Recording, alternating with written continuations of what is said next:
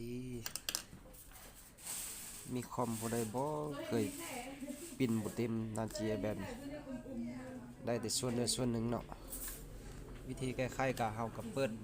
วิธีแก้ไขก็เปิดเวิร์ดเข้ามาแล้วก็เข้ามาไฟล์นี่แล้วก็มา option ติ๊กเข้าไปมาอันนี้แล้วก็ให้มาadvance ติ๊กเข้าไปแล้วก็ให้เลื่อนลงมาคำว่า print เนาะนี่เด้ตัวนี้เนี่ย print ให้มาปลดตัวนี้ออกติ๊กออกแล้วก็มาโอเค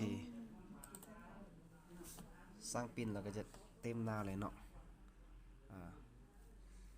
จะมีสำนีเนาะ